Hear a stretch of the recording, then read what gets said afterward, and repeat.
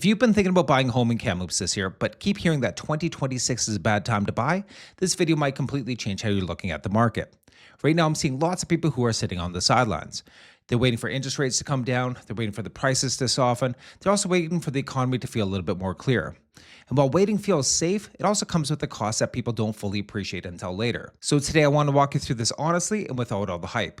Is 2026 actually a bad year to buy a home in Kamloops, or is this one of those windows that only looks obvious when it's gone? If we haven't met before, my name is Scott McDowell, and I'm a local realtor here in Kamloops. I run a real estate team here at Royal LePage called Kamloops Home Team. Along with my associate Chris and I, our team works together with both buyers and sellers across Kamloops every single week. So everything I'm sharing today comes from what we're seeing in real conversations, real showings, and real negotiations, not just the headlines. And if you appreciate clear, grounded breakdowns of the Kamloops market, make sure you hit that subscribe button as we post videos every single week. One of the biggest reasons that people think 2026 is a bad year to buy is because of the uncertainty. Interest rates are still higher than what people think and that they've been used to for a long time. Even though they've stabilized, the payments still feel uncomfortable for many buyers. And add in economic uncertainty mixed with media headlines, the fear of making the wrong decision, and that's why it's easy to understand why people are hesitating. Nobody wants to feel like they made a bad decision when they should have waited. But the challenge with that mindset is people often wait for the moment that feels completely safe and obvious. And in real estate, that moment rarely comes. Historically, the best buying opportunities tend to show up when the confidence is low, not when the confidence is high. When everything feels calm and certain again, that's usually because the demand has already started to return to the market. Right now, we're in a very different environment than we were a few years ago. Sales activity across BC is extremely low. The fact that we're seeing sales roughly 12-year lows across many of the interior markets, and even more dramatic numbers at the coast, with places like Vancouver and the Fraser Valley sitting closer to 20-plus year lows in terms of transaction volume. And that matters more than people realize.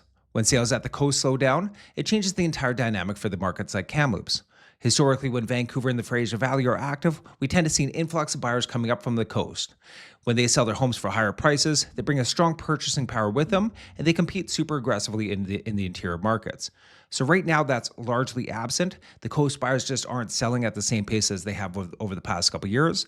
The investors are sitting back. What that means is that local buyers in Kamloops haven't been competing against the same level of outside pressure that we have over the past couple of years.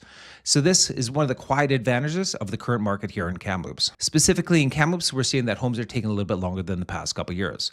Sellers are seeing that multiple offers aren't automatic, pricing strategy matters again, presentation matters again, and buyers have time to review multiple properties, time to think, and time to negotiate. The good news is we're seeing buyers successfully negotiate on price, on completion dates, and in some cases repairs or credits back from issues that came up in the home inspection.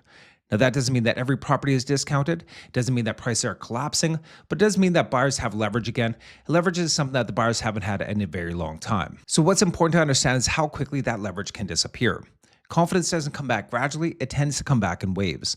So as soon as the interest rates might ease a little bit or the headlines start to feel a little bit more positive, buyers who have been waiting on the sidelines start to re-enter the market all at the same time. And when that competition increases, that's when the negotiation power fades. And that's when buyers start asking themselves why they didn't take action a little bit sooner. Another piece of the puzzle that's often overlooked right now is the role of the investor. The investors haven't gone away, they've just put things on pause. So once rents start to stabilize, financing improves, and confidence returns to the market, the investors will come back to the market as well. And when they do, they're often a little bit more decisive and far more competitive. So when people focus entirely on the questions whether they should buy now or wait, I always encourage them to take a look at the full picture. Interest rates are important, but they're not permanent. You can always refinance later if that makes a little bit more sense, but you can't renegotiate the purchase price that you paid once the deal is done. Many of the buyers that we're working with right now are taking a long-term approach. They're buying homes that they're comfortable holding, negotiating hard while leverage exists, and planning to adjust their financing later if the opportunity arises. That's not about timing the market perfectly. It's about understanding what cycle that you're in. So is 2026 a bad year to buy a home in Kamloops?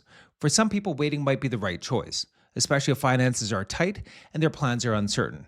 But for the buyers who are prepared and plan to stay put and who want some options instead of the competition, this year might actually represent a quieter, more strategic window for you. It may not be perfect, may not be risk-free, but it will be calm. And the calm market tends to reward patience and preparation.